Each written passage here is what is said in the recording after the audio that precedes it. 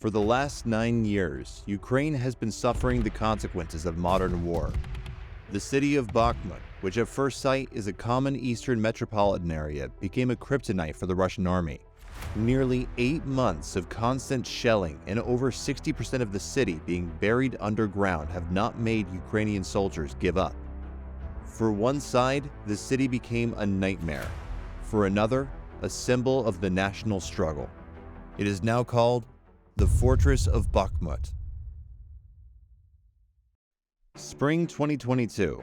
Armed forces of the Russian Federation were able to occupy a number of large cities in the Luhansk region after the attention of the Russian command shifted towards Sloviansk, Bakhmut, and Soledar.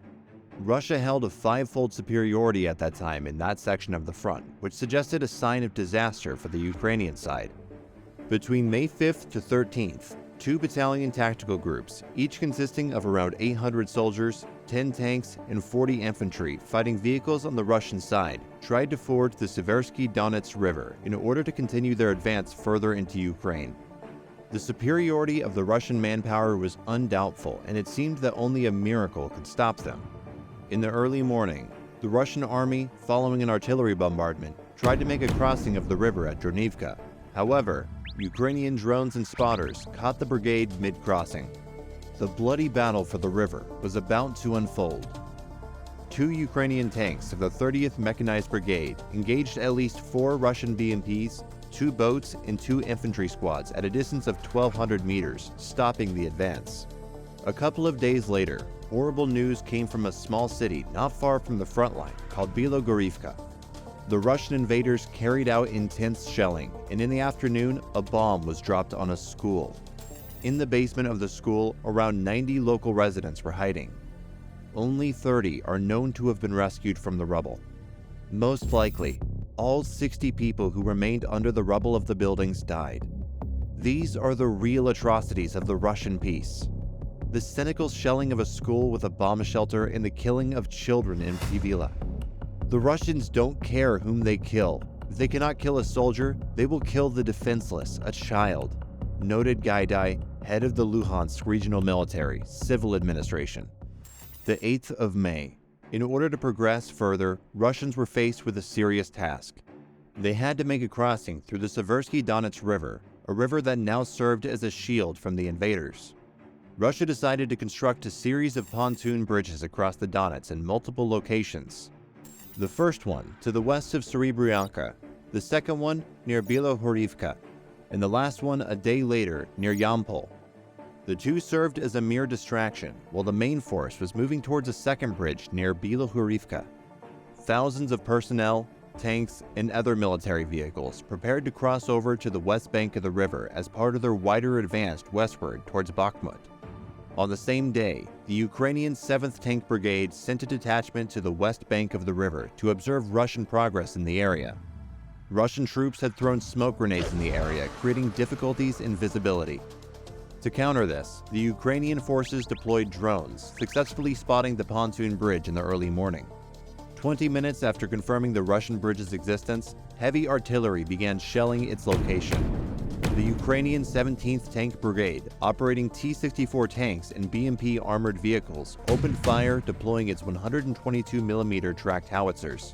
The shelling destroyed T-72 and T-80 Russian tanks and 24 armored vehicles, as well as bridging equipment and a tugboat. With some Russian troops stranded on the wrong side of the river, engineers tried to build a second pontoon to rescue them. That too was blown up, with drone footage showing 2 platforms wedged on the riverbank on the Russian side, but going nowhere. Drone footage shows the aftermath of the bloody battle. Russian army vehicles, including as many as 36 tanks and armored vehicles, were blown to smithereens as the battalion gathered to make the crossing. Reports suggest the river, its banks, and the surrounding forests are now the graveyards for up to 1,000 Russian troops. Ukrainian forces blew up 4 separate bridges at the Bilohorivka site alone. A Ukrainian soldier, using the name Maxim, explained how the Ukrainian army had stumbled across the Russian advance and thwarted it with devastating effect. I explored the area and suggested a location where Russians might attempt to mount a pontoon bridge to get to the other side. I told the unit who observed that part of the river that they need to be on the lookout for the sound of motorboats. Russians set fields and forests on fire and were throwing a lot of smoke grenades. They had to hear the sound, and they did, right at the place I said.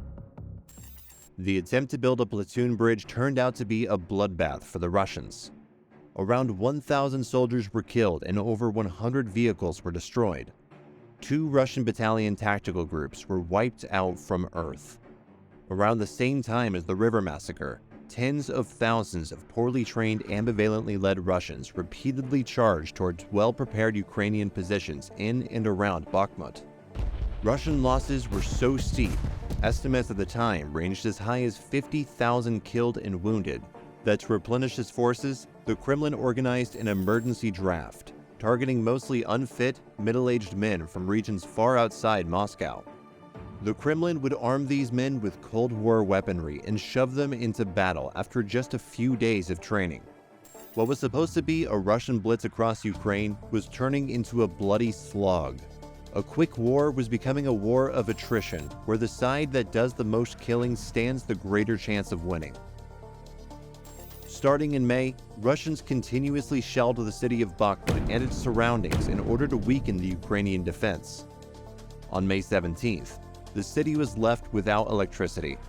A 5-story building was destroyed by a Russian missile strike. After dismantling the debris, it became known that 5 people died, including a 2-year-old child.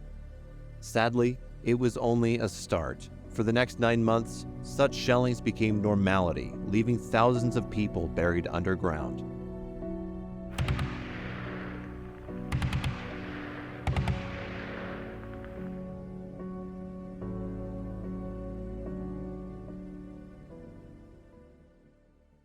After the fall of Popasna on the 22nd of May, Ukrainian forces withdrew away from the city to reinforce positions at Bakhmut. Meanwhile, Russian forces managed to advance on the Bakhmut-Lysychansk highway, endangering the remaining Ukrainian troops in the Lysychansk-Donets area.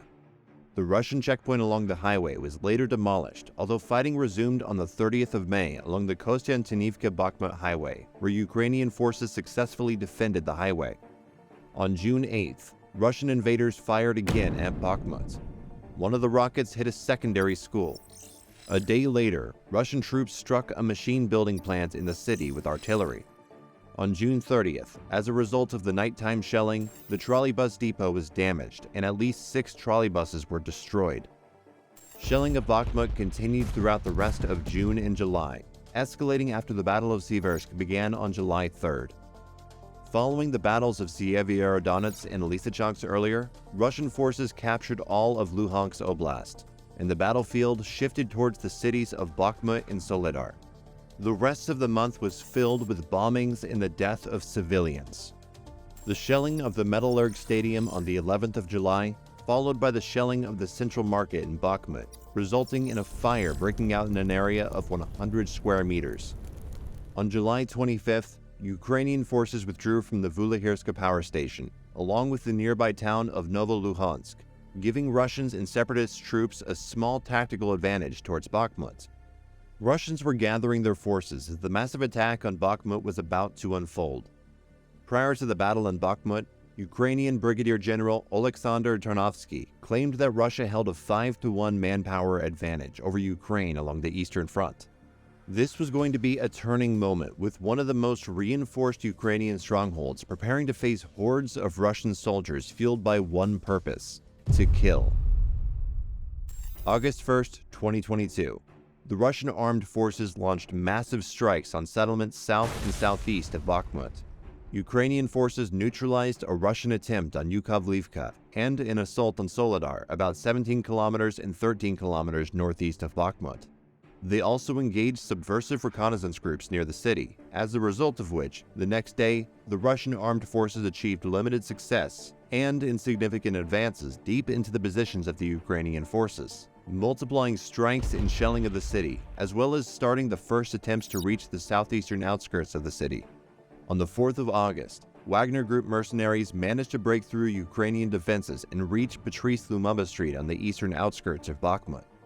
On August 7th, the city was actually semi-encircled when the Russian armed forces were able to form a stable defense south of the city.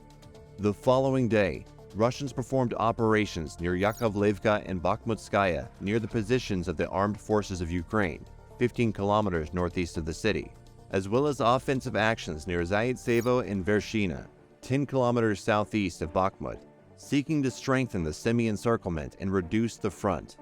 On August 9th, 9 days after the beginning of the campaign, the Russian armed forces were able to advance 10 kilometers deep into the positions of the armed forces of Ukraine and also partially capture Vershina. The next day, the attacks of the Russians came from Kodym, 11 kilometers southeast of Bakhmut, and Novoluganskoye, 18 kilometers southeast of Bakhmut, while successfully capturing Vladisovo, strengthening offenses from the north and south, trying to take the Ukrainian armed forces in a vice. On August 12th, the Russian armed forces were unable to successfully develop their offensive operation and, with losses, were forced to retreat in the area of Yakovlevka, Kodyma, Vershina, and Vasilya Dolina, however, without abandoning their plans of advancement. As a result of the losses, an increasing part of the troops were formed from forcibly mobilized citizens of the LDNR, and the existing units had extremely low morale, which is why, from about mid-August, the Wagner forces became the main force for the attack, playing a key role in strengthening the positions, replacing the retreating units, not allowing the front to collapse or be seriously damaged, not allowing the armed forces of Ukraine to counterattack, and simultaneously capturing Klinovoy, Novolugansk, and the Ugalgorsk thermal power station. On August 18th, the Russian armed forces began advancing along the T-1302 highway from Soledar and also conducted military operations near Vladimirovka, simultaneously conducting a general offensive from Pokrovsky, recapturing Semigorya, and moving south from Klinovoy and Kodyma to Bakhmut, including starting battles for the T-0513 highway. An offensive was now made from 3 directions simultaneously: Horlivka, southwest along T-0513, Soledar, northeast along T-1302, and Klinovo and Vershina along M03 and E40. By August 21st, after continuous daily attacks, the offensive limit of the Russian armed forces was exhausted and the offensive impulse finally fizzled out. Thousands of soldiers died without capturing new significant territories from the moment the campaign began, demonstrating the inability of the Russian forces to turn tactical success into a strategic one. Ukrainian armed forces were able to push back on all fronts, bringing an end to the Russian August campaign and leaving them with no major victories. However, the Battle of Bakhmut was far from over. The winter was coming, and a new wave of terror and death was about to unfold.